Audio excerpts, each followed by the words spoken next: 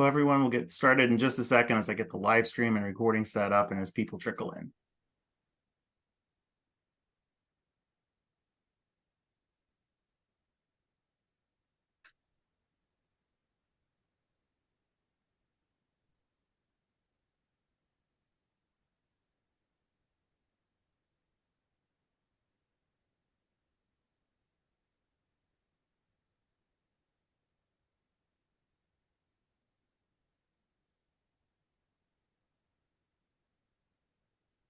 Hey, good evening. Thank you. We have 234 people here, or hopefully have a few more join. Thank you very much for taking the time on what for me is a pretty chilly Tuesday night. You could be with family, you could be watching Netflix, but you're here with us. We greatly appreciate it.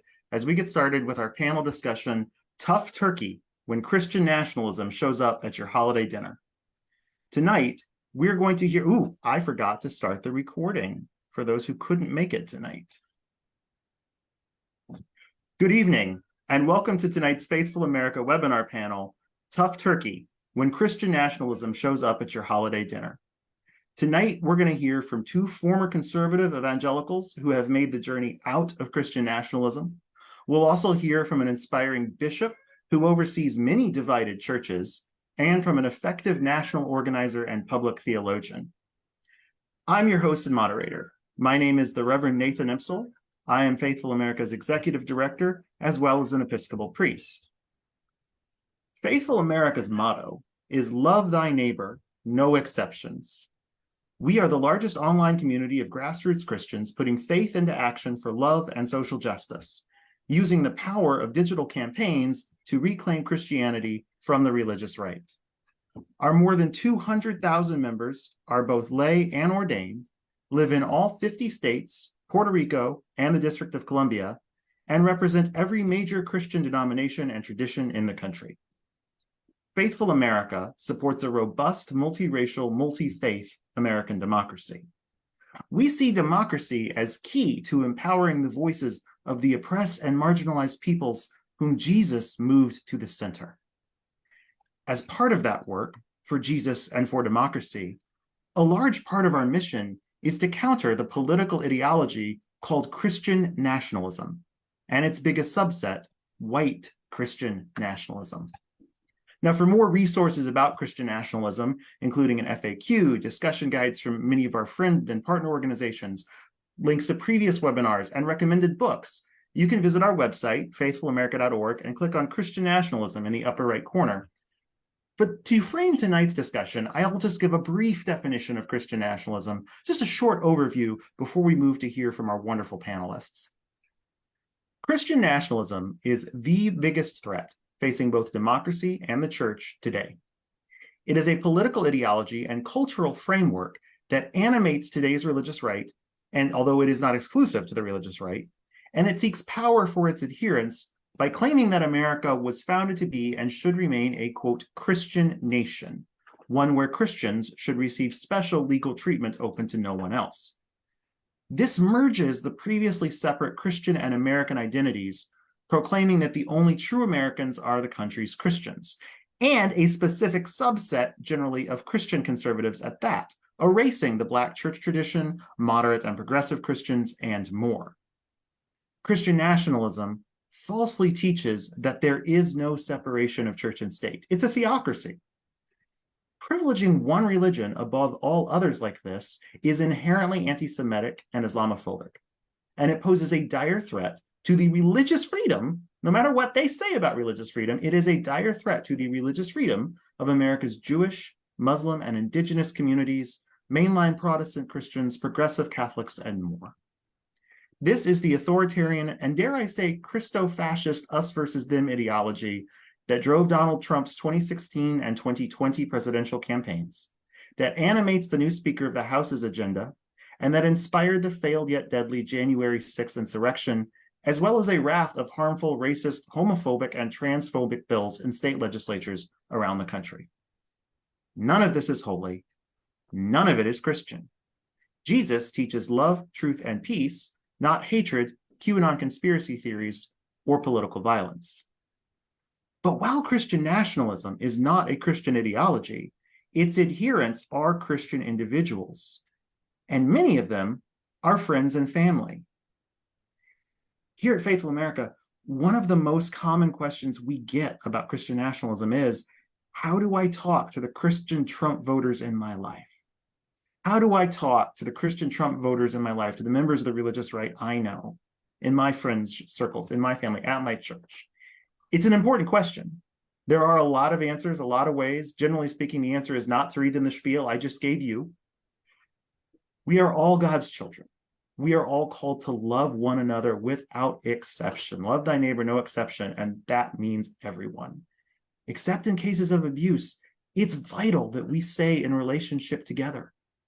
So with the holidays kicking off this week, we've brought together 4 friends and experts, and there's so many others who could have joined this panel, but I'm excited to hear from these 4 who can provide some guidance before the turkey is served. It is my pleasure to introduce, in reverse speaking order, Tim Whitaker, creator and facilitator of the new Evangelicals; Caleb Campbell, pastor of Desert Springs Bible Church in Phoenix, Arizona; the Right Reverend Mariann Edgar Budde, the Episcopal Bishop of Washington; and the Reverend Adam Russell Taylor, president of Sojourners. The Right Reverend Mariann, the Reverend Adam, and Freudian slips, the names are side by side. Each will get a longer introduction when they speak, but we'll begin with Adam. The Reverend Adam Russell Taylor is the president of Sojourners and the author of A More Perfect Union, a new vision for building the beloved community. Taylor previously led the Faith Initiative at the World Bank Group, served as the vice president in charge of advocacy at World Vision US, and co-founded Global Justice. He was selected for the 2009 to 2010 class of White House Fellows. Taylor is a graduate of Emory University, the Harvard University Kennedy School of Government, and the Proctor School of Theology. He is on the Independent Sector Board and serves in ministry in the Alfred Street Baptist Church. Adam is a natural fit to kick us off tonight. In 2021, Sojourners released a helpful resource called Politically Divided Congregations, a Curriculum for Reconciliation and Transformation. He also wrote a column last fall, just before the midterm elections, titled, Do We Dare to Disciple People Out of Christian Nationalism? And I'm going to turn it over to Adam now to talk about those things. But Adam, I'm also going to put you on the spot. I was going to open us in prayer, and I forgot to do so, right there at the top of my notes as I was setting up the live stream. So sorry to put you on the spot. Would you open us in a brief prayer as well? I'd be glad to, happy to. All right, let us go to God in prayer. Gracious God, we thank you for this opportunity to gather together across time zones and on this Zoom meeting platform. Lord, we're grateful and thankful for the chance to spend time with loved ones this Thanksgiving. But we know that for many of us, it is also a time of anxiety. It is a time of challenge, particularly as we think about some of the difficult and challenging conversations that may be in front of us. God, we know that we are to center a commitment to reconciliation, a commitment to steadfast love, a commitment to grace. And yet we still find it so hard, particularly in this current day and age, when so many forces seek to tear us apart, seek to replace false idols with the steadfast commitment to you.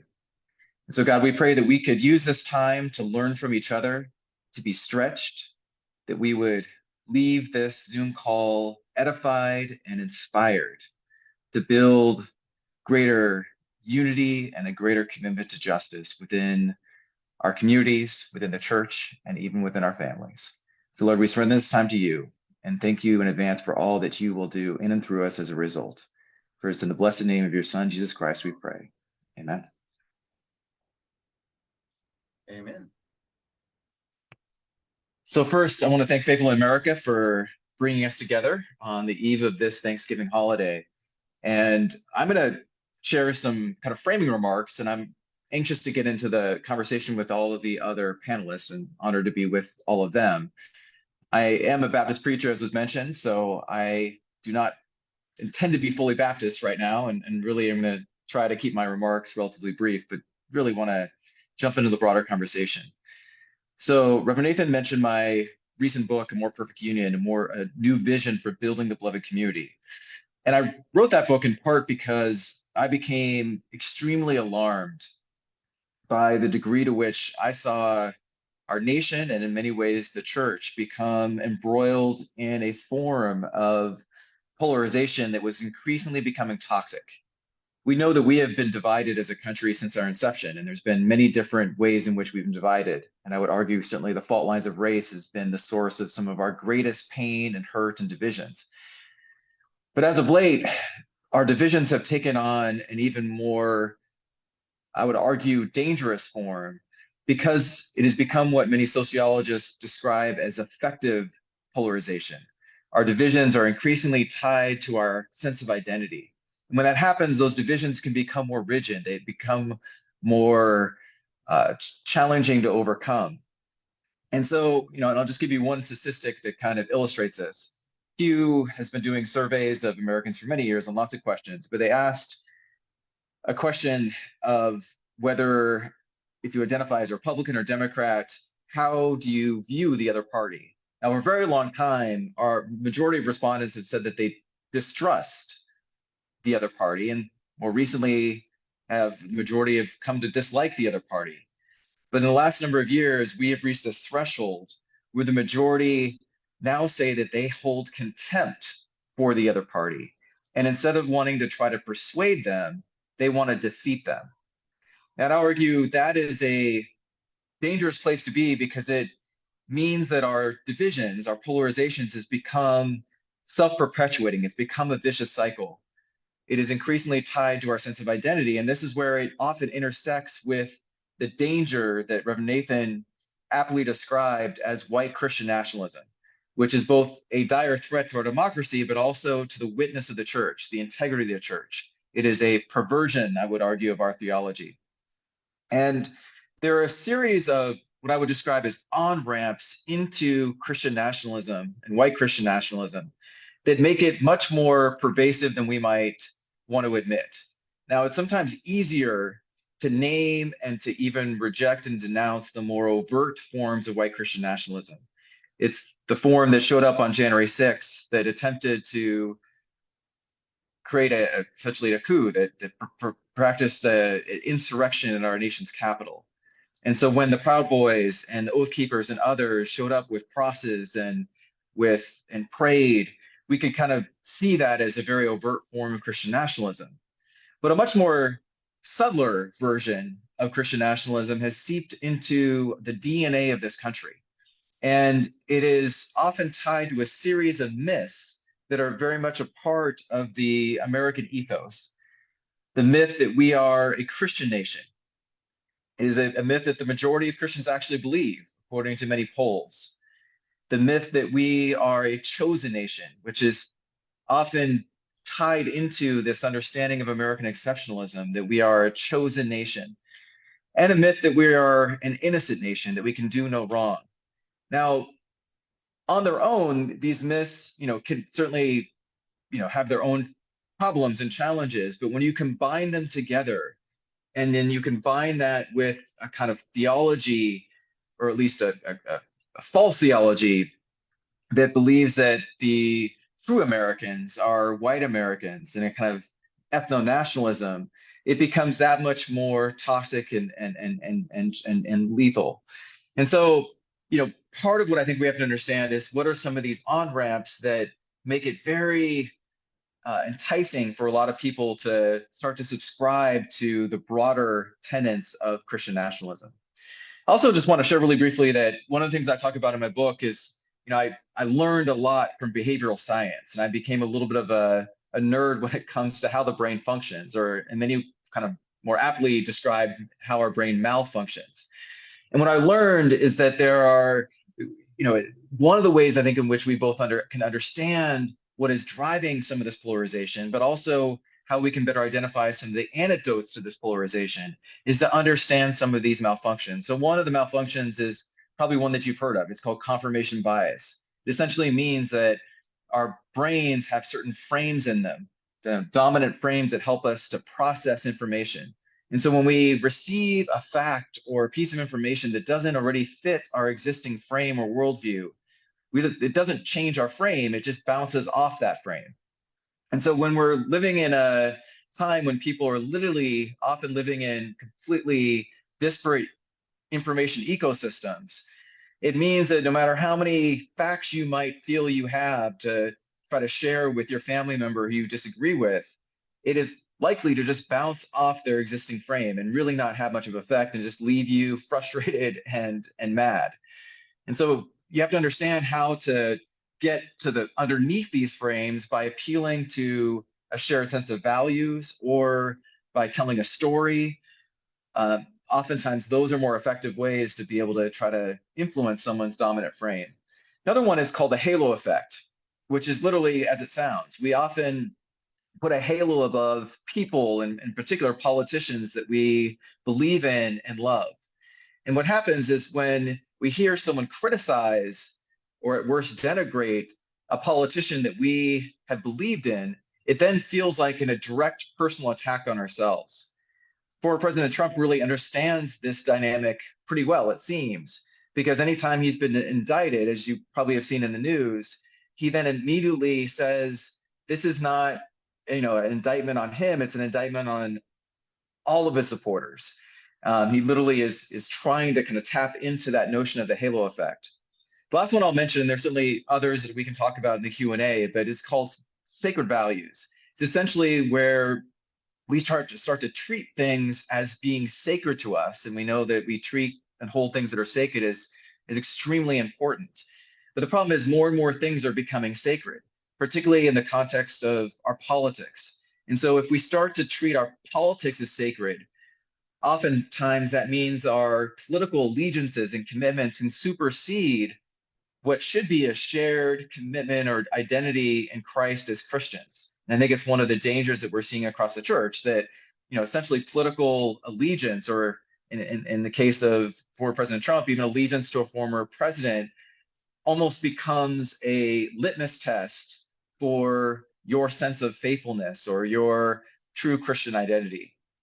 And so, kind of laying out some of those dangers, I want to emphasize that our faith at its very best provides some of the most powerful antidotes to so many of these ways in which our brains are malfunctioning. While our brains malfunction, our faith hardwires us for reconciliation.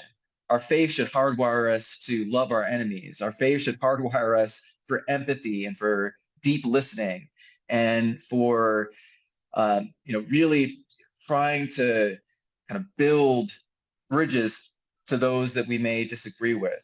And while there's no magic formula, I wish I could offer it, particularly on the eve of Thanksgiving. I would just say a couple of things that I found to be effective. And some of these are in this kind of toolkit that Reverend Nathan mentioned called Bridging Divides.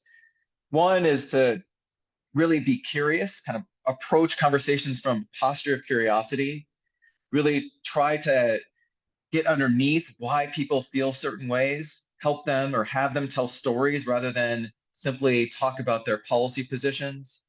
It's important to avoid generalizing statements, to kind of really speak from your own personal experience rather than to speak in kind of political ease, if you will.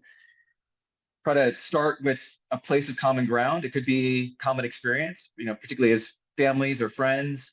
You share a common experience, so start there rather than getting immediately ensnared in kind of political or policy issues. And to me, the kind of most powerful tool that we have as Christians and people of faith is Imago Dei, the core belief that we are made in the very image and likeness of God.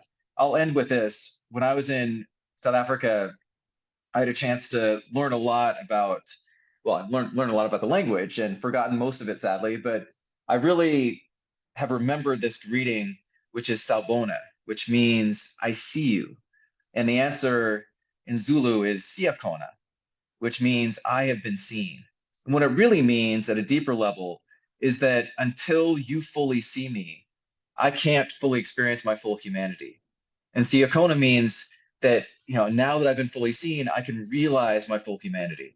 And I think it's just a beautiful expression of, this South African philosophy called Ubuntu, which in my estimation is like the golden rule on steroids. And I think that is the kind of ethic that we need to bring into our family conversations. We should have this ethic of the golden rule, we should have this ethic of really trying to fully see those that might have opinions and perspectives that we find to be extremely objectionable or even offensive.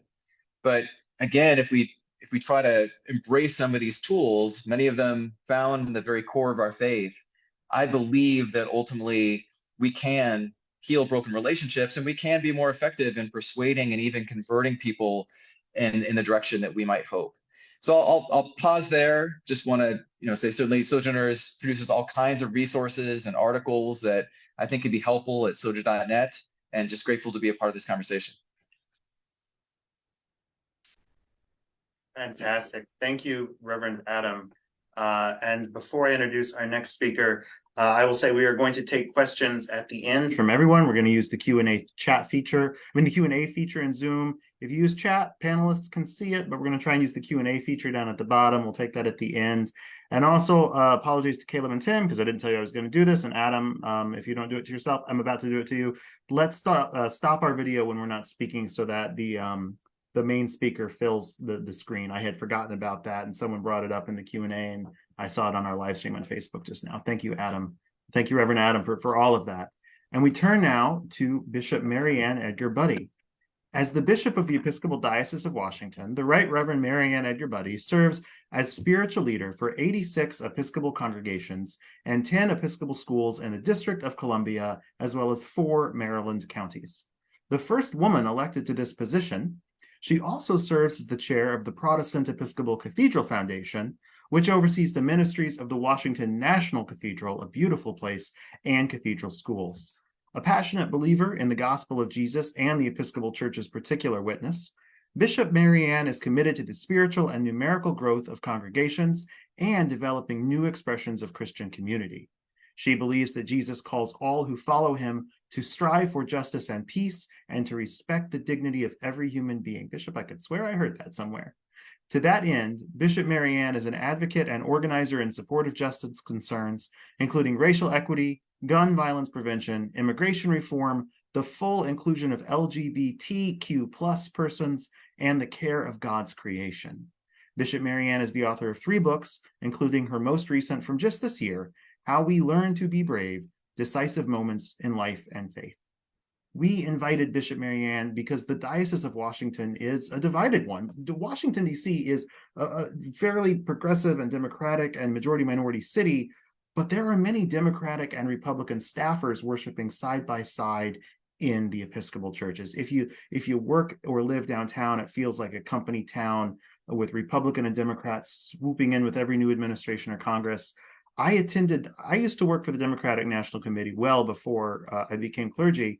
On my ordination committee was a Republican Senate communications director, and she wasn't the only one in my church. So it's a important city to have these conversations with one another in social circles. Those outside the DC area might also remember Bishop Mariann from her forceful response after then President Trump violently tear-gassed peaceful racial justice protesters to clear Lafayette Square for a sacrilegious Bible photo op outside an unwilling St. John's Episcopal Church. Bishop, thank you for your witness that week, and thank you for being here tonight. Thank you so much, Nathan, and hello to all of you, and very honored to be with you. And much of what I would like to share with you or reflect with you is simply elaborating a bit further on what Adam had just spoken to you about a moment before.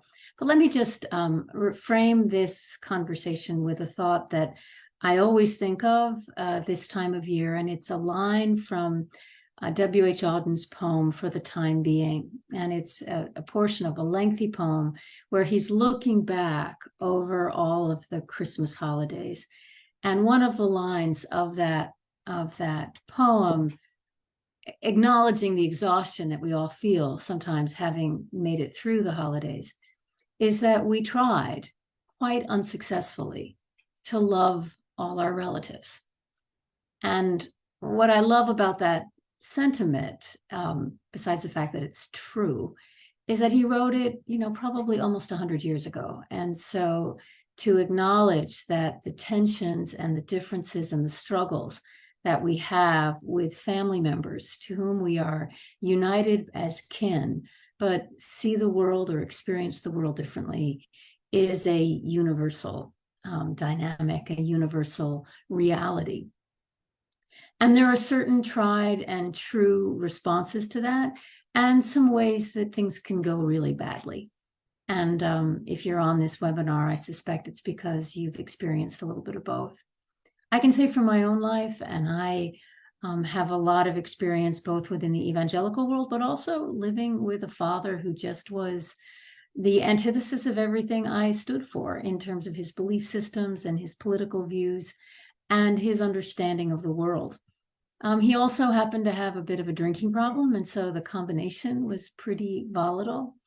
And one of the things I had to learn, and I would say to anyone in a similar situation, is that to be mindful of what your own boundaries are, or your own ability to pivot or to respond. And if you find yourself kind of moving into reactive or even angry responses, to give yourself permission to get a bit of distance. I'm not saying necessarily get up from the table, but not to engage. If you feel that in some ways it's, however the conversations are going, that they are causing you to lose your center, your equanimity in that moment. The other reality that is probably true for all of us to remember is that very few opinions about politics or other things, certainly about something as volatile as Christian nationalism, will be changed over a holiday meal. But that doesn't mean, and I think Adam spoke to this eloquently, that doesn't mean that we can't have an authentic human interaction with a member or members of our family who see the world very differently than we do, and for whom, and whose views may actually frighten us, or the implications of them may be frightening to us. But we can still take the time and to make the effort to create an environment by our presence that is one of kindness and curiosity, as Adam said. And at the very least, one of the ways that I sometimes navigate my own anxieties in situations like that is to turn it into kind of a research project in my head. What can I learn? What can I learn from the situation? What can I learn from this conversation? How can I ask as many questions as possible that are not leading questions, but ones that are genuine and authentic?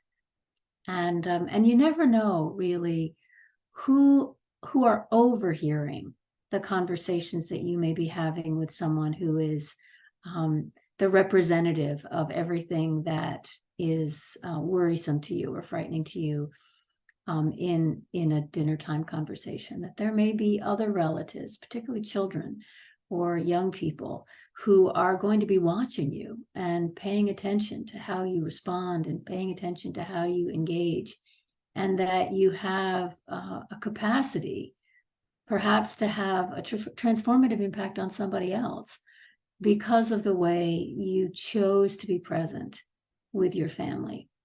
It's a very courageous thing to do. And more and more people are opting out of that. There's a lot of literature and reflection on chosen families. I have one. I think it's a wonderful thing to be in intensive community with people who are supportive of you and your life and the commitments that you've made. And it's also sometimes a lot more relaxing to spend a holiday meal with them than with our birth families and others in our communities that see the world so differently.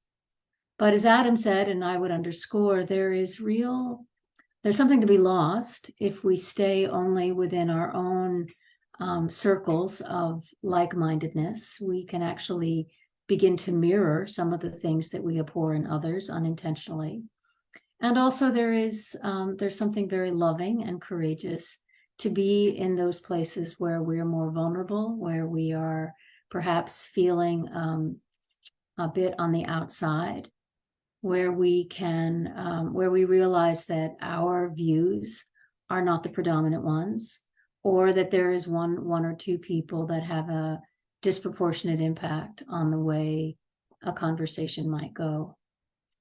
it may well be that the experience is so distressful to you that you need to find a way to separate yourself for a while.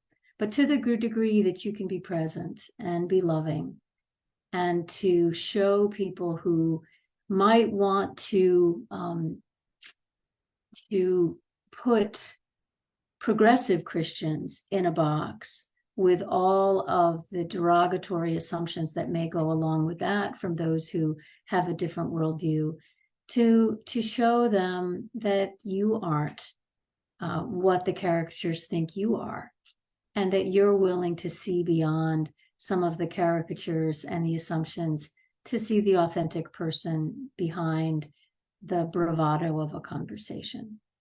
So those are my thoughts. Again, I'm really anxious to hear what Caleb and Tim have to say, and then to be in conversation. I guess I just want to encourage you and to thank you if you are in fact venturing onto into a car or on a plane or down the street to be in conversations with people for whom it's really costly to you. And I have a sense that far more rides on your being willing to do that than you may imagine as you prepare. So I'll stop there and I'll go off screen and allow the conversation to go forward.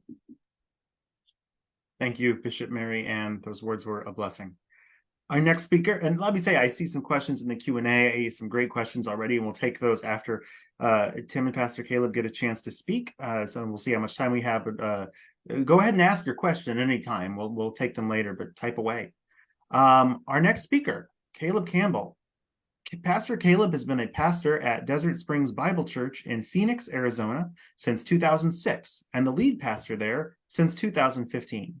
He is a doctoral student at Fuller Theological Seminary and serves as the regional director for the Surge Network. He is the founder of Disarming Leviathan, a ministry that empowers people to reach American Christian nationalists as a mission field. He hosts a podcast and author of a forthcoming book of the same name, Disarming Leviathan. He lives in Phoenix with his wife and children. Caleb is a former conservative evangelical, but not just that. He has told me, it was not in his official bio, but he has told me, and I've seen it in some of the online newspapers about him, he's also a former neo-Nazi skinhead, so has come that full trajectory to us tonight, and I can't wait to hear more from Caleb. It's good to see you again, brother. Good to see you too. Thanks, Nathan. Yeah, so one of the things that we're thinking about is how we actually navigate the conversation with our loved ones, our relatives at Thanksgiving or Christmas or New Year's. And just in thinking about, as you prepare for that meal, prepare for that gathering, there's going to be a lot of stuff going on in your mind and in your heart. And the first thing I would say as you're gearing up for that is I would invite you just to take stock of what you're feeling, just to name it. If you're the praying type, I'd invite you to pray that to the Lord, like, Lord, I'm anxious about this, or I really don't want to see Uncle Jim, or if Aunt Betty opens her mouth again one more time, I'm going to lose my mind. Just to take stock of that and to process that in prayer, even before the gathering.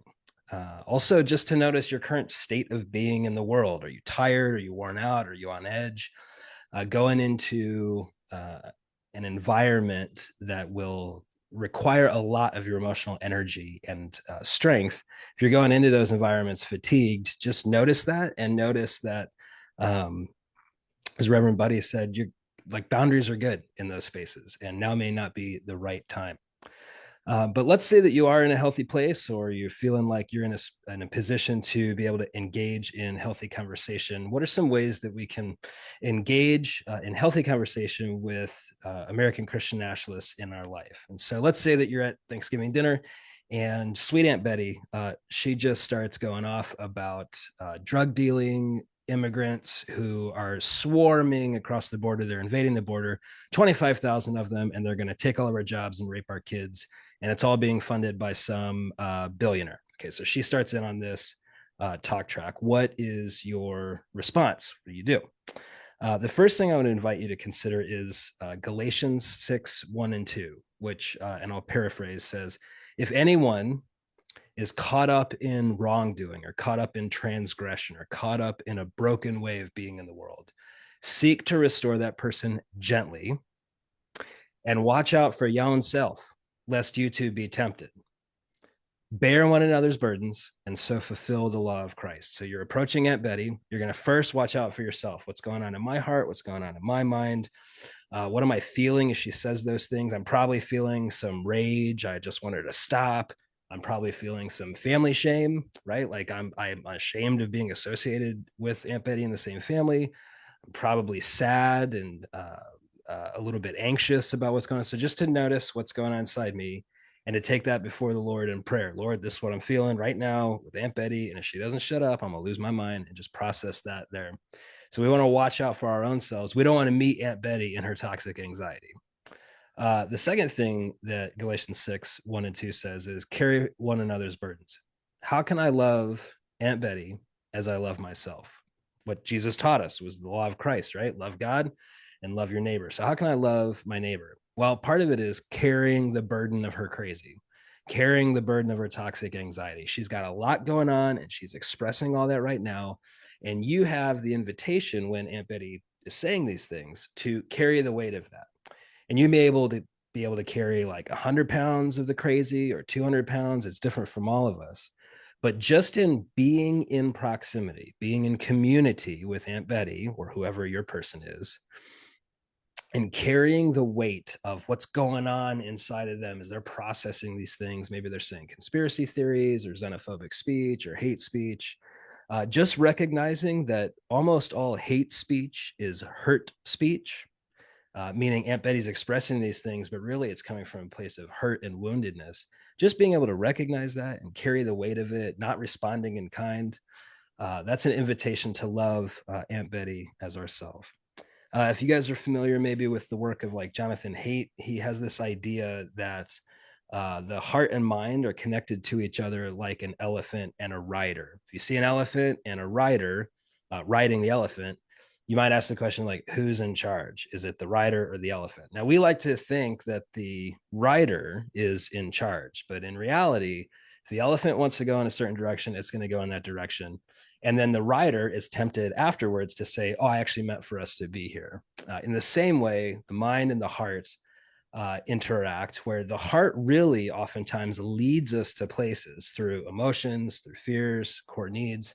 And then we post hoc reason ourselves to those beliefs, saying, well, I arrived in this place, logically. But we're oftentimes like lying to ourselves that we're making logical, rational decisions completely disengaged from emotion. And Aunt Betty, when she's expressing all that stuff, those facts and opinions, or at least what's factual in her mind, those are all making sense of stuff that's going on in here.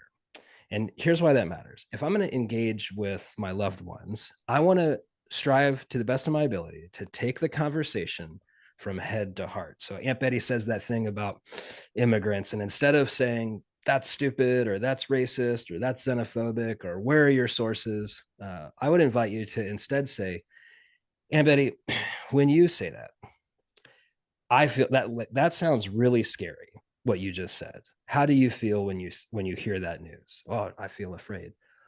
Tell me what you're afraid of. When you hear that news, right? These people flooding across, invading, whatever. What's going on inside your heart, Aunt Betty? Well, I'm just so afraid for my grandkids. Oh, that's a place I can connect. I also have concerns for these sweet grandkids of yours. Tell me what you're thinking about. Well, I just want them to grow up safe.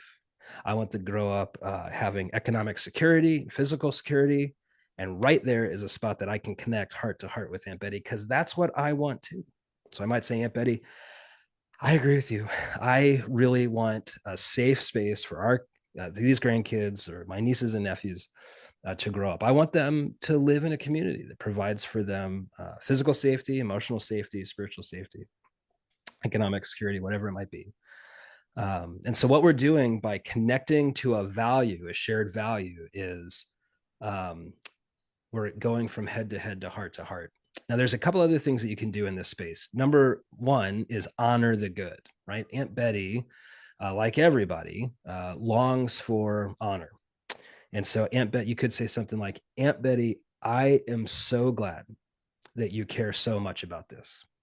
I'm so glad that you are passionate about safety for these kids. I am too. So again, you're going to honor the good. You're going to connect heart to heart. And then one of the things we can do is introduce humbly subversive questions. So if you're a follower of the teachings of Jesus, I happen to be, and if Aunt Betty claims to be, like most Christian nationalists do, you could maybe do something like this.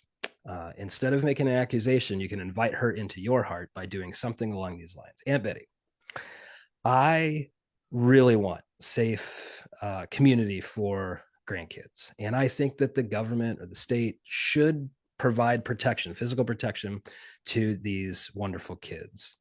And I think that part of that means, having safety at the borders. I'm confused by it. I don't know what the right solutions are, but I think our government should offer that for these kids and for you and me, Aunt Betty. And I think that, there's a lot of people who want to do us harm, and the government should help with that, keep us safe. But lately I've been reading about the Bible, or I've been reading about the teachings of Jesus, and I've noticed that there is a consistent call in Scripture to care for immigrants and foreigners and aliens, to care for their needs, to use my own material resources to care for them. And so here's this deal, Aunt Betty. I feel within me a tension between wanting safety for these beautiful children and following the teachings of Jesus and caring for the immigrant. I feel a tension in my heart about that. I wonder, what do you think? And by inviting her to re-engage the teachings of Jesus and then to listen to her process, how she processes that tension, what we're doing is we're not trying to win an argument. We're trying to connect heart to heart, reintroduce Jesus and his teaching to the conversation, and then plant seeds of repentance in the garden of Aunt Betty's mind. And this is key, and I'll end with this. If we approach Aunt Betty with hostility, we communicate, I'm an enemy and I'm not safe. If we approach Aunt Betty with hospitality, we communicate that while we disagree on a lot of things, not only you're always welcome at my table, I want you at the table, Aunt Betty. And so when Aunt Betty starts to process through the distance between her currently held political convictions and the teachings of Jesus, she's going to want to know, who can I process this tension with? I know I can call my nephew, who was so kind to me that one Thanksgiving in 2023. And again, leading with hospitality means that Aunt Betty feels safe to approach you and to process with you what's going on in her own heart. So remember, taking those conversations from head to heart, leading with hospitality, and making sure that we're watching over our own selves before we enter into a conversation with those who might be a little bit outrageous.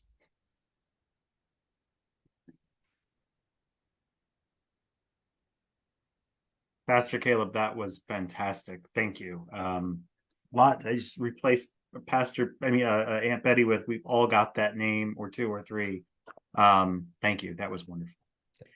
Last but not least, Tim Whitaker is the creator and facilitator of the new Evangelicals, a Jesus-centered community that produces viral reels, videos, podcasts, and more to hold space for those marginalized by the evangelical church. Growing up, Tim always felt at home in evangelical spaces, until years later, when his studying and questions caused him to no longer be welcomed in his church community. Brokenhearted, but undeterred, Tim continued to pursue a deeper understanding of faith, history, theology, and the evangelical church. The more he uncovers, the more he realizes the importance of advocating for the marginalized in the church, exploring the full depth and breadth of Christian faith traditions, and holding toxic churches and leaders accountable. Like Pastor Caleb, Tim is a former conservative evangelical who's walked that arc right into this Zoom webinar. Friend, it's great to see you. I can't wait to hear what you have to say. Thank you, Nathan. That's awesome. Thank you for the over-the-top kind intro. I am by far the least qualified person on this webinar, so it's truly an honor to share this space with all of you. Yeah, I figured what I would do is kind of share part of my story because it really overlaps with this conversation, and just share some of the things that I've learned when it comes to navigating the all too familiar family dynamic, and how we prioritize, relationships, and how we navigate very tricky situations, especially over the holiday. But yeah, like Nathan said, my name is Tim. I am the founder of the nonprofit organization, the New Evangelicals. I grew up a church kid in the evangelical fundamentalist space. If you know who John MacArthur is, you know the kind of theology I grew up around. Always a very committed Jesus person, still am. I tell people often that my tradition radicalized me to want to follow Jesus, and that's still true today. The work I do is an outpouring of that, I guess you could say. And I started pretty young in like church ministries. I was handing out bulletins at age 8 in a suit and tie. I was the first drummer in my, at the time, piano and hymns only church. And I got my start playing music in the church. I still play professionally to this day. And I was always one of those good kids, never rebelled. I did all the evangelical things the right way, never smoked or drank or rebelled.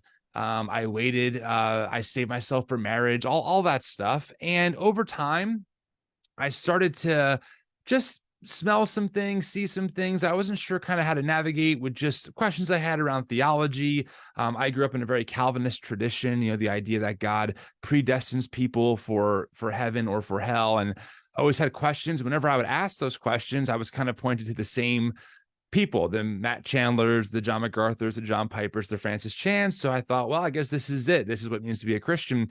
But eventually I got to a point where the smell of what I call the basement of Christian thought, which is the basement of fundamentalism, it just got too stinky. And that started for me really with 2016 with Trump.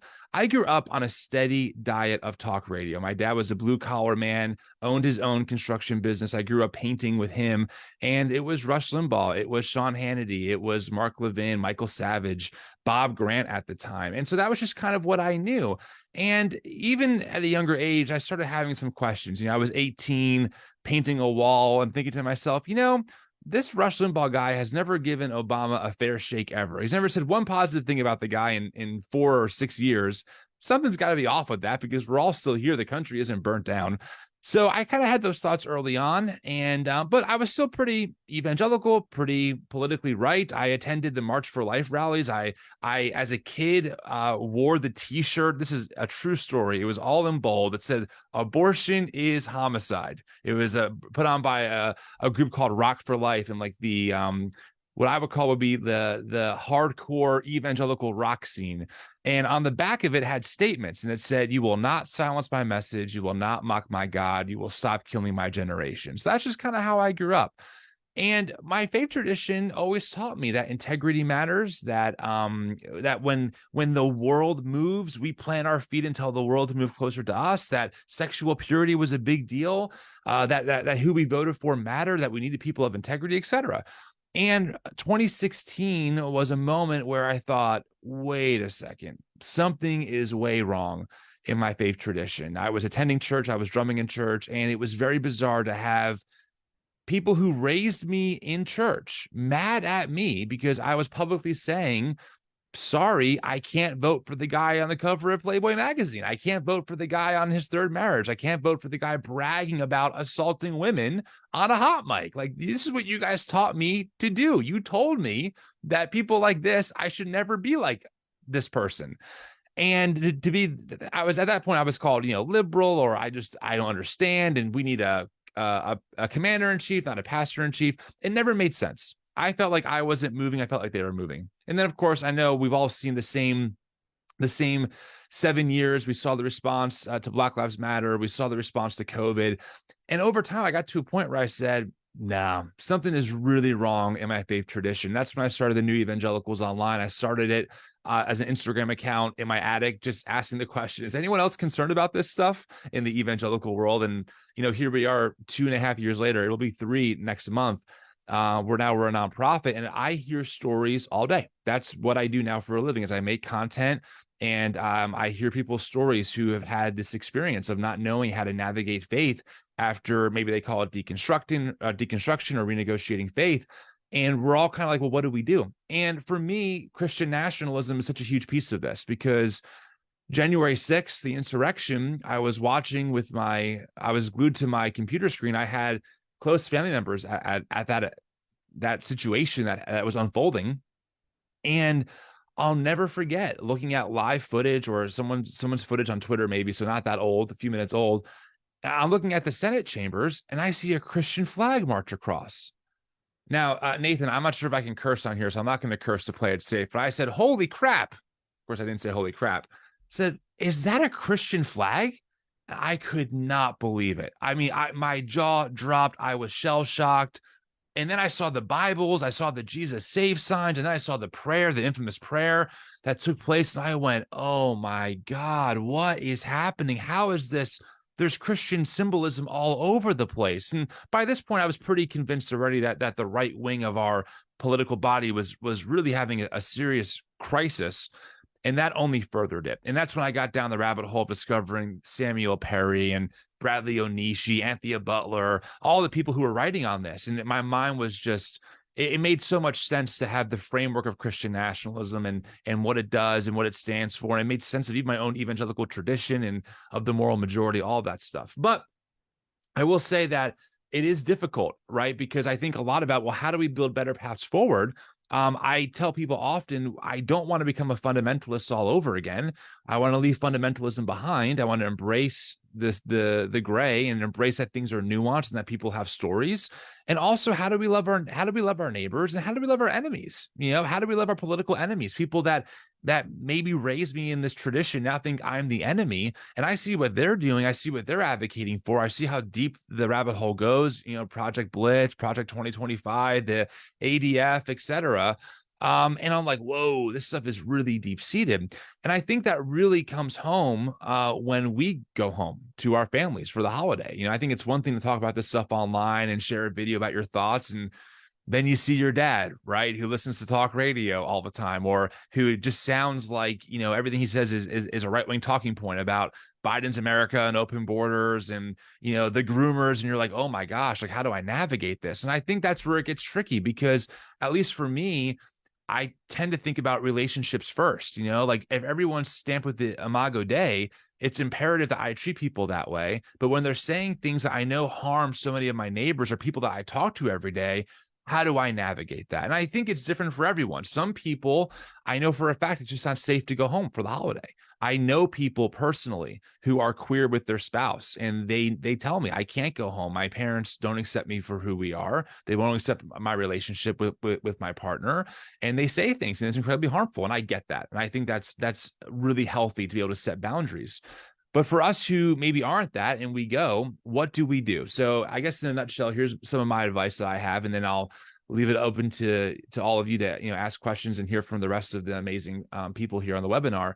But it's okay to set your boundaries. That's number one. It's okay to have these boundaries in your mind. And I think it's okay to lovingly let someone know when they've crossed the boundary and just say, hey, you know, I don't really want to talk about politics. I'm trying to relax, you know, and you can do it through humor. You can do it more direct. Every family's so different. For me and my family, we kind of have an unspoken rule that we're just not going to talk about that stuff. My parents are amazing grandparents to my two kids.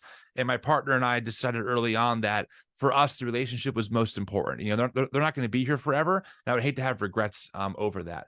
I think also a couple other last points about this, and then I'll stop talking. But it's important to recognize that everyone has a story and that people are shaped by their upbringing and their childhood. And a lot of those stories have a lot of trauma in them. And I think that a lot of people that I've talked to in my more parents' generation weren't really given the tools when it came to navigating their own upbringing that maybe was really harmful or really dangerous. And so it's kind of, it's affected how they navigate highly relational situations. And so keep that in mind. Empathy promotes understanding, and curiosity promotes empathy. I think that those are key perspectives to have when you go here. You know, approaching people with curiosity instead of judgment, I think is a better way forward overall. And then the last thing I'll say is you're always willing to ask questions. You're always able to ask questions. I have found that asking people questions and acknowledging to them that, hey, we're making space for you, it tells them subtly or even directly that, hey, if we're making space for you, can you make space for us? I think that's really key in that relationship. Some parents can accommodate that. Some family members can, some can't. But if you're able to say, hey, so-and-so, me and my family are here. We know we disagree, but we're making space for you to be who you are. Can you make space for us to be who we are? And can we center on the humanity piece? I think that communicates a better way forward overall. So a few of my quick tips, I guess, for holiday and navigating that. And yeah, excited to answer some questions. Thank you, Tim. I think ending on that note about empathy is so important. I'm going to speak for like a minute, and then I know we're right here at about 9 o'clock Eastern, 7 o'clock for Pastor Caleb, 6 o'clock for some participants. So if anyone needs to drop off, especially panelists, I completely understand. We were aiming for an hour, but if anyone is able to stick around, I apologize that we ran a little long, and if anyone can stick around for some Q&A, we've got some great questions. We may not be able to get through them all, but we can try and get through some. I'll just underscore some of what's been said as I invite our panelists to come back on camera. We can all be on camera for Q&A together. As both first as an organizer and then later as a priest and pastor, I've been taught and learned the importance of meeting people where they are. And that comes up in very separate parts of my life. And you can't do that if you don't lead with listening and with love. And those pieces, and Tim was talking about listening to create space, that always comes first. Now, we all have a friend. There's a man who I think is known to, a friend to most, if not all of us on this panel, Doug Paget, runs an organization called Vote Common Good. And I'm going to pop a resource here into the chat. If you're on Vote Common Good's email list, you saw this today. A few years ago, they put together something called Family Holiday Advice. It's a really good resource, very talks like Pastor Caleb did, very colloquial about the family, to dive into some of this, a nice written take home. Doug talks about in person in his interviews, the importance of emotion. And this is backed up by so many social studies. What matters to someone in a conversation is not what they heard, not what they learned. Throwing out 10 facts at someone never convinces anyone. What matters is the way we feel in conversation. Pastor Caleb showed I was making Aunt Betty feel. Tim talked about empathy.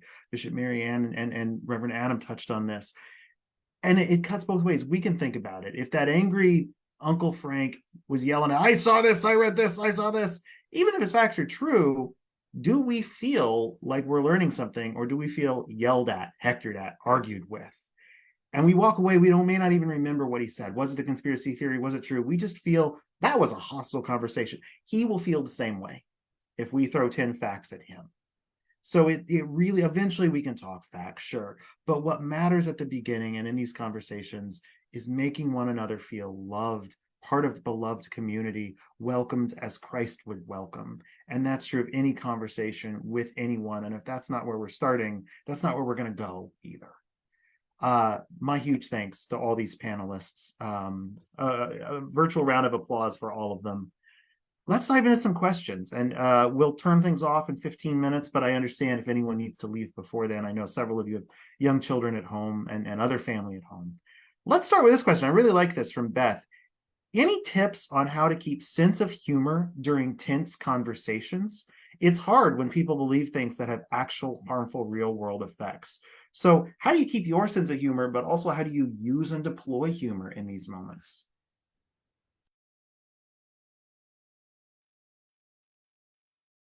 And I will randomly call on someone if no one unmutes to answer.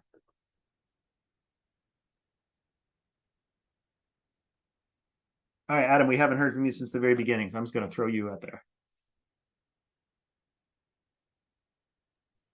Yeah, it's a great question. One, I just really love what the other panelists just shared. I will not claim that humor is my superpower, even though, I certainly do try to use it. I think what I try to be where possible is kind of disarming, and whether that's, particularly if it's someone you know well, being able to either remind them of a funny story or say something might kind of create a little, will kind of diffuse the situation if it's getting really tense. And I understand that that's not always easy to do, but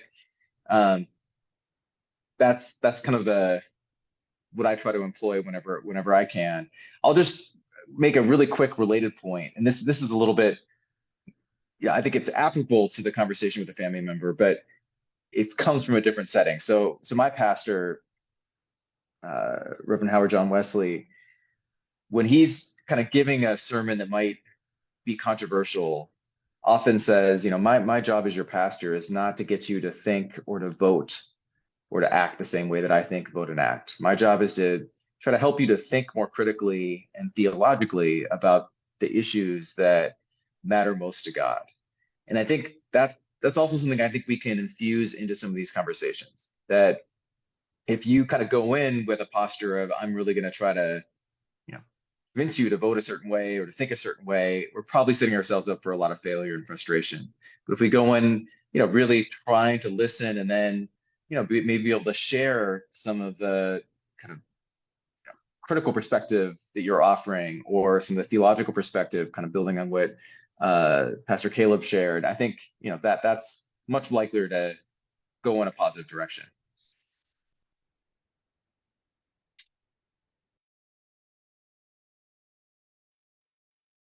Thank you, Reverend Adam. Anyone else want to jump in? I'm looking at the mutes. Anyone else want to come off mute before we move to another question? Okay. Some of the other questions, we were just talking about the importance of how we make the other people feel. Reverend Adam pointing to Pastor Caleb's example, Tim talking about empathy, but also something that's coming up in several questions is how we feel in these conversations and navigating our own feelings. And I think every speaker alluded to this. So let's take Michelle's question. I feel if I don't say something, then I'm in agreement with the Christian nationalists when they speak words I strongly disagree with. So when is silence acceptance? We've talked about leaning in, leaning out, when it's appropriate to say something, not. What do you say to Michelle, who feels that she's agreeing with something she doesn't confront?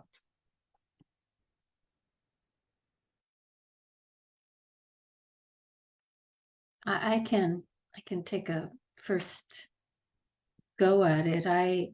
Because I understand and I feel the same way. And sometimes it can be as simple and as direct as saying, boy, I sure see it differently, or something that is, sometimes I have found myself in conversations with certain Christians and some within my denomination who don't think that I'm a Christian because of the views that I hold.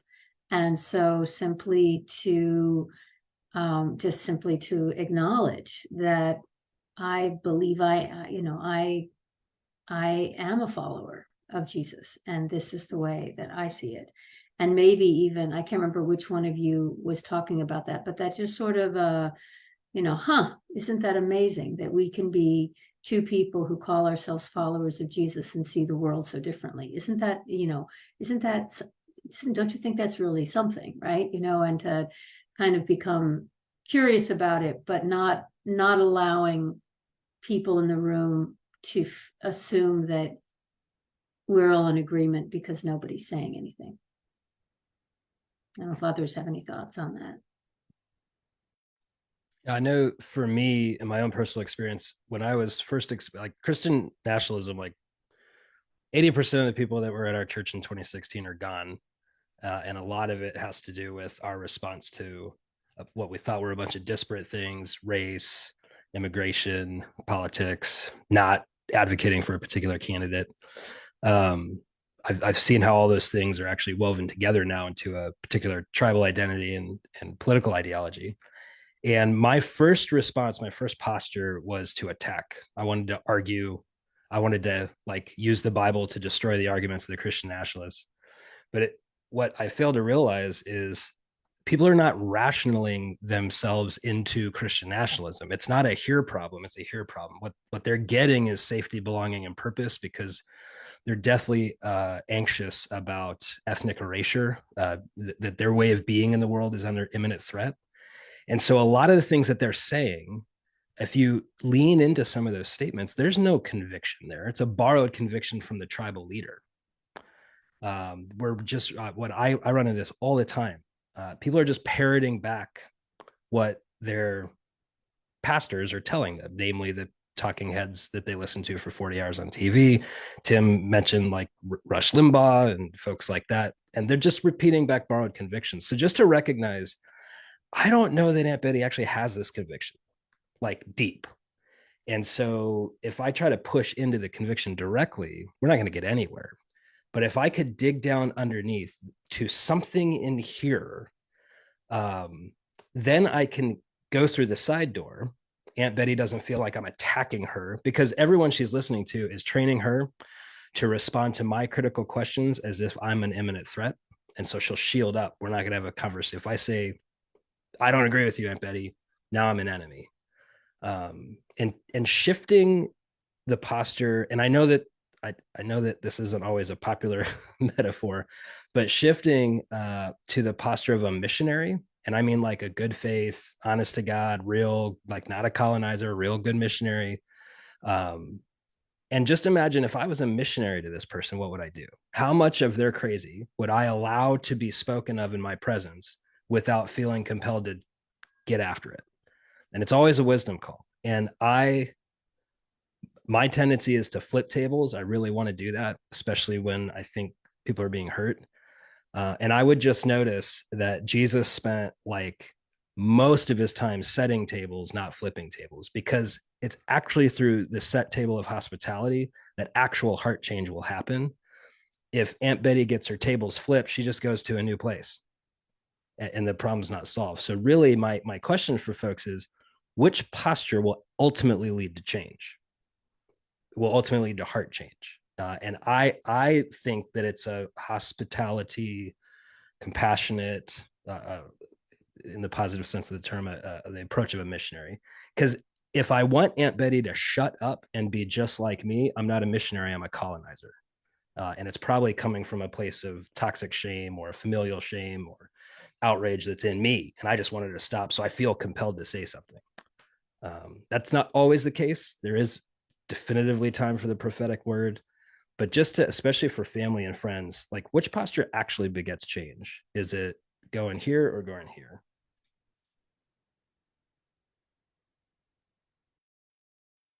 Thank you both. And we just heard from someone in the private chat to host the panelists who actually has a literal Aunt Betty. So there are a number of questions saying, sort of sharing specific talking points. How can I share this? How can I share that? When I feel this way, how can I respond, with this scripture, that scripture? And I think part of what we're hearing is that, there might be times when that is appropriate, but generally that's moving into argument. And that's not always that's what we want to say, but it's not what needs to be heard. Some of my favorite advice for marriage and for any relationship and for life comes from the Scottish comedian Craig Ferguson. He said it as a joke about himself and his marriage, but it's so true. Before you say anything, ask 3 questions. Does this need to be said? Does this need to be said now? And I think the most important one, does this need to be said now by me? And usually the answer is yes, probably not, no, I'm the wrong messenger. But how do we know when we are the right messenger? And so I'm going to just sort of wrap this all up in my own question to the panel, which is, are there times when you do want to make a specific point, when it is helpful to actually go there and address something? And let me tell you one other question, because we're coming up on time. So I'm going to bring in one other question from the Q&A. Somebody, where did it go? Wrote, seems each of the speakers has avoided or only lightly touched upon reproductive freedom, and there's been no conversation regarding the dominant patriarchy in the Christian church. Those are the hard issues for me at Thanksgiving. I could definitely understand how those are hard issues, especially patriarchy around family tables. I think that we've probably lightly touched or not touched on a lot of issues. Look, I'll say it, I'm pro-choice. I'm pro-choice, pro-abortion access, partly because of my faith. Many Christian are, but I think that we've sort of not touched on that issue because we're not looking at specific issues. We're looking at how to have the broader conversations, but sometimes those specific issues come up in the broader conversations. And I think a lot of what we've heard specifically applies to how to talk about abortion, how to talk about climate denial, how to talk about QAnon, LGBTQ equality. But it's those specific issues when they come up are also what might draw us most into wanting to make that specific point, share that specific quote.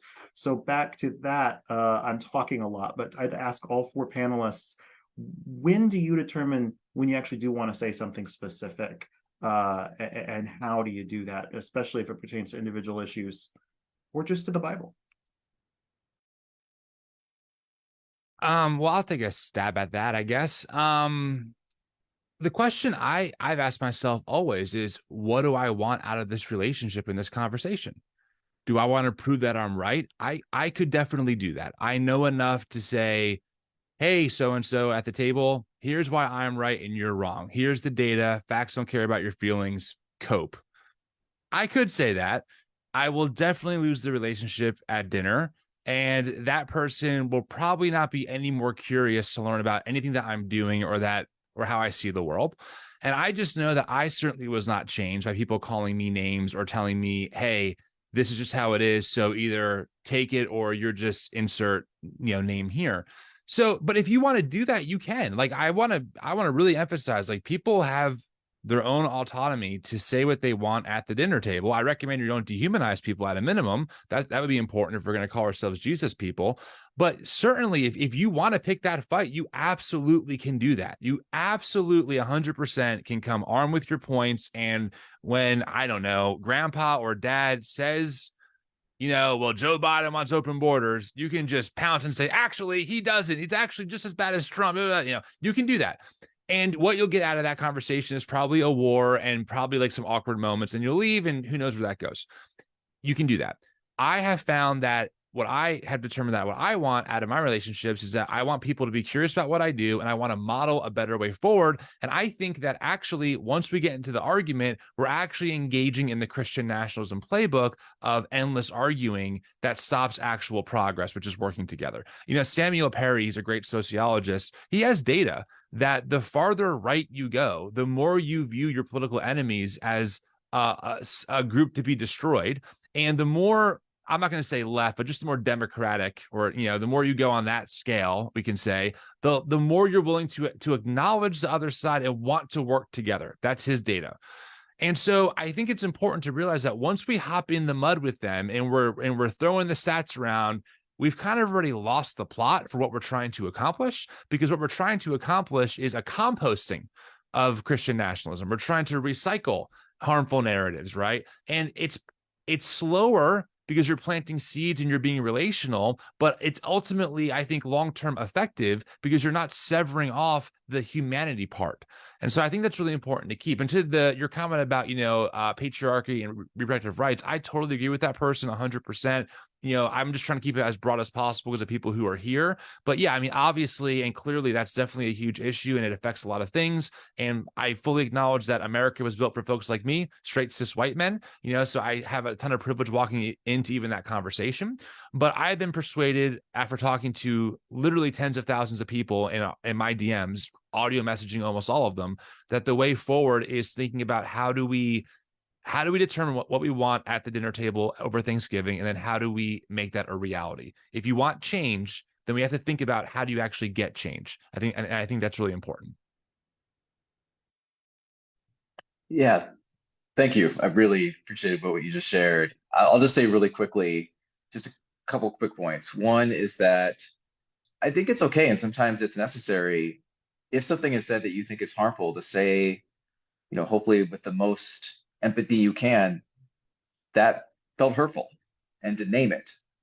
If the person is someone that cares about you, they will likely also care if they say something that is hurtful to you. Now, again, that can then open up lots of conversation depending on the scenario. But I just want to put that on the table. And we've kind of mentioned this before, but particularly if you're with your spouse, or you're in a family dynamic, and something is said that is extremely hurtful. I mean, there are situations that you do need to remove yourself, or it is okay to remove yourself. And it's also okay, building on what we shared in the last round, just to say, you know what, I really strongly disagree, but I think this is a situation where we're just going to have to agree to disagree, and to really preserve this evening, preserve this relationship. Let's move on. So those are some other tools that I think you can kind of have in your toolbox that are important to use. I think there are ways in which, so last thing I'll just say, and this built a little bit on some of the things that I mentioned in my opening remarks. There's another kind of brain malfunction called motive asymmetry or misattribution.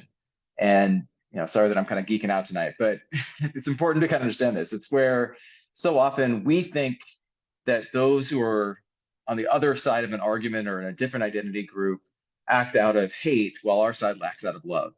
And so the more you show that you are actually trying to act out of love, you can really help to flip that and change the dynamic. The other dynamic is that so often, if a family member knows that you are more progressive, they often think that progressives have a much more extreme perspective and position on many of the issues they care about than they actually do.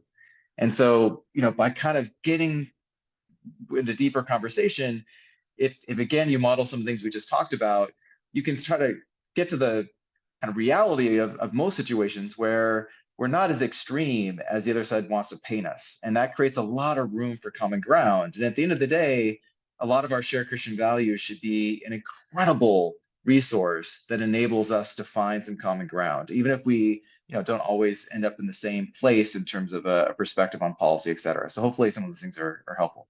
I'm grateful to be with you tonight. Thank you, Adam, and everyone.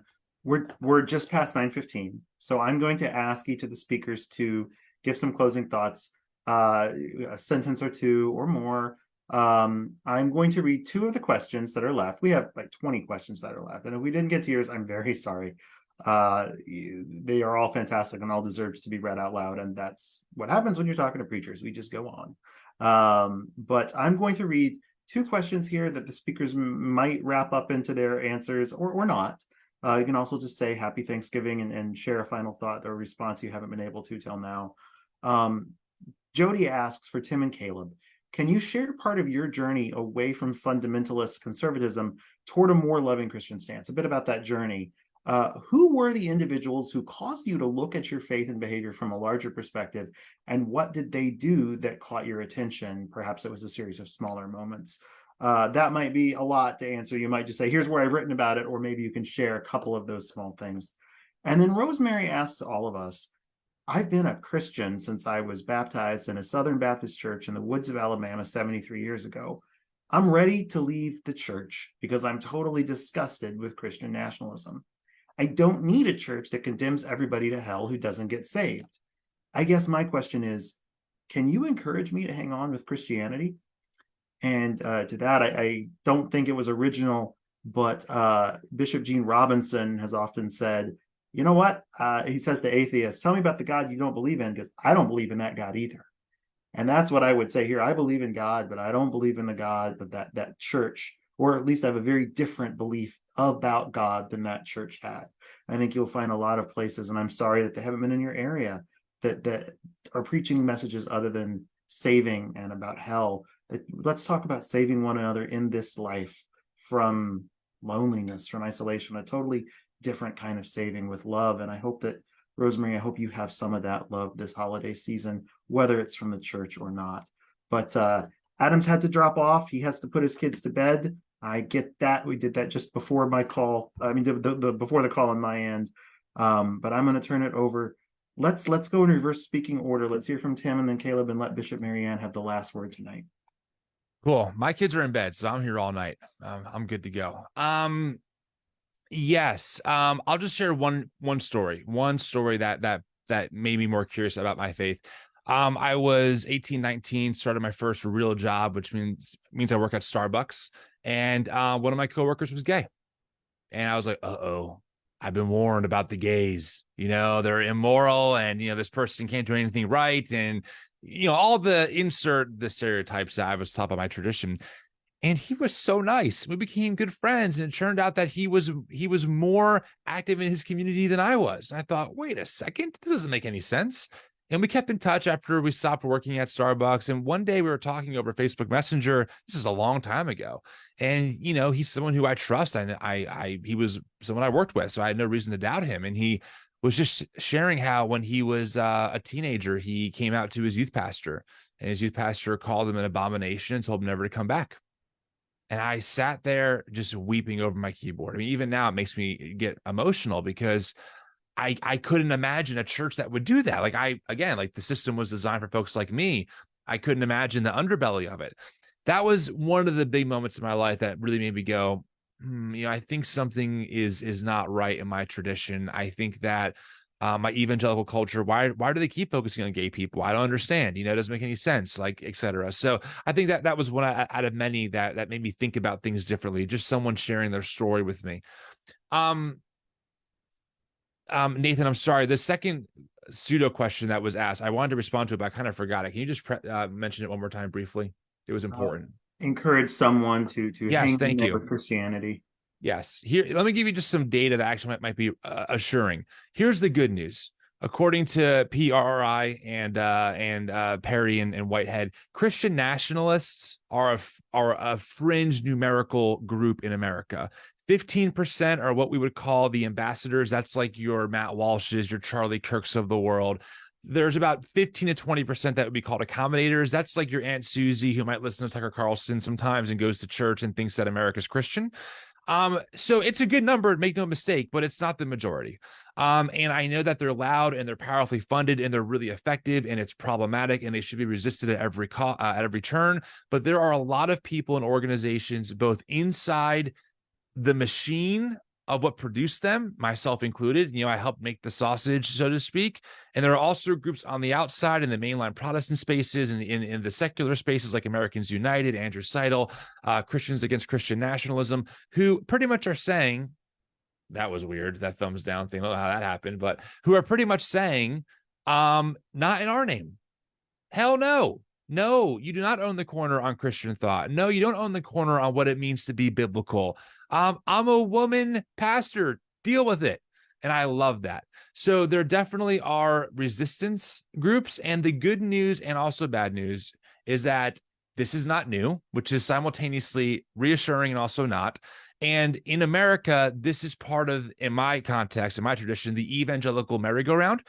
There have always been faithful resistant groups even inside of evangelicalism that have pushed back against the status quo.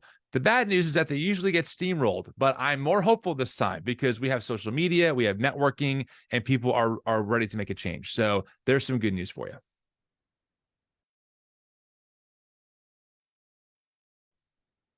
Yeah, that's really good, Tim. I think maybe I would just say the scope, shifting one's scope can help. I argue that Christian nationalism started in the Garden of Gethsemane when Peter reached for a sword. It at its root, Christian nationalism is an advocacy for sword power, domination, taking over government, and that's been the temptation for humanity since Eden. And so this instinct to, when I feel anxious, when I feel afraid, when I feel under threat, this instinct to reach for the sword, it's innate within all of us. All of our swords look different. Christian nationalist sword is just red, white, and blue and smells like apple pie. But it's the same thing I deal with too. I just don't reach for that sword. There's other things that I reach for. And Jesus' consistent call to Peter, to the religious elite, to the religious establishment, and to the empire worshippers that followed him was put down the sword and take up the cross. And when we see people, the Christian nationalists, using sword power, advocating sword power, what they're doing is they're just drawing a cross on it like Constantine in order to justify its use. And that's a facade. It's not Christianity. It's using the iconography and rhetoric of Christianity to advocate for sword power. And this is the deception of the serpent in the garden. This is the deception of the beast in the Revelation. It's the deception of the Leviathan throughout in Job and the Psalms. It's beastly power in the guise of godliness. And to be able to see it in that cosmic scope, I recognize that in every part of that story you see in scripture and in human history, there's always a faithful remnant who are taking up the cross to be anachronistic. And I would encourage you to look for the people who model the way of the cross and to pursue them wherever you can, to be in fellowship with them, to be consuming their social media, folks like Tim, listening to and reading material of those who seem to embody a cross power. And like what Tim said, there are many people and I'm speaking as an evangelical insider. Like I'm a theologically conservative evangelical, like in the Bebington style. There are a lot of cruciform people inside. It's just their voices are being repressed because it won't make anyone any money. And looking for the people, regardless of where you find them, who are taking on cruciform life, that's really where you find, at least for me, that's where I find hope in the beauty of the church.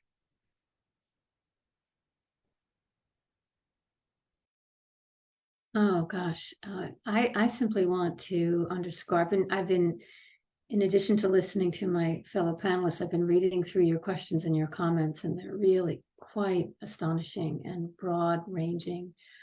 Several questions and comments about trying to be a non-anxious presence in the context of family, which is always and as I think it was you, Caleb, was saying, it's always a question of inner regulation, inner self-awareness.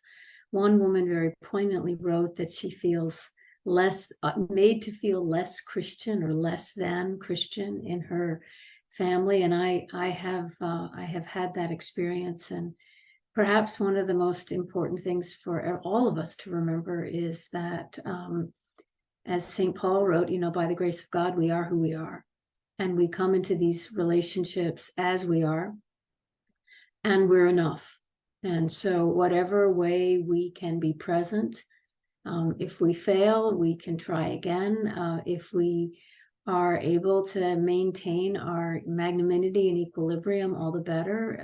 If we learn something, great. If it's, just allow ourselves to go into these experiences acknowledging that there's bound to be some messiness to it all. I don't know, and it's not just with Christian nationalists. I mean, we're in the middle of this really big conflict in the country about how to understand what's happening in Israel and Palestine right now. And I find myself, there are a lot of parallels of the conversation we've been having on in that front. So it's everywhere, and trying to get whatever clarity we can about what it is that we know and believe. And probably the clearer we are within ourselves, we are more able to engage people who are different.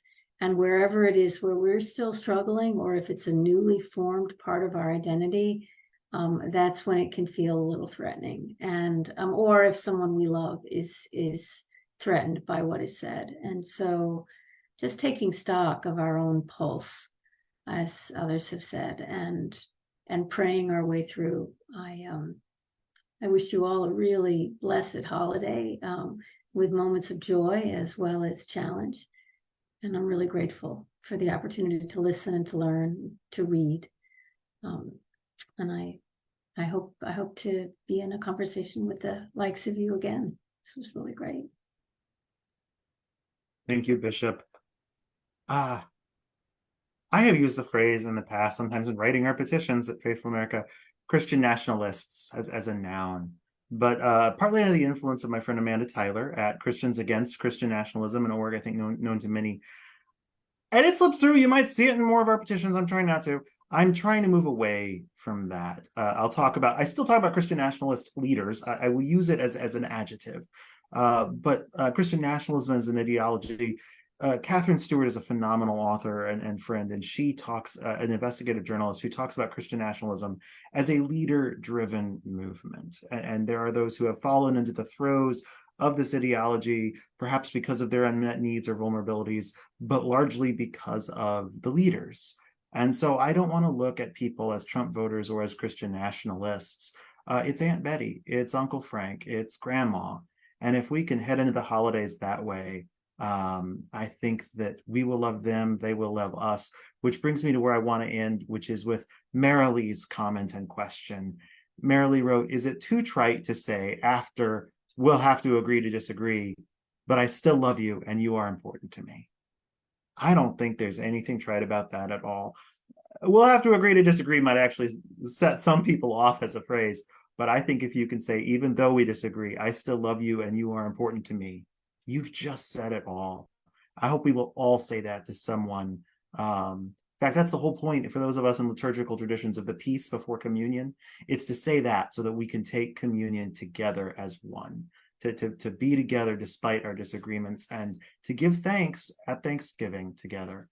So I hope you are with someone you love this Thanksgiving, physically. But I know that everyone here is loved, even when you don't feel it. Everyone is loved by someone, and someone out there will be thinking of you. I hope you're with them at the table.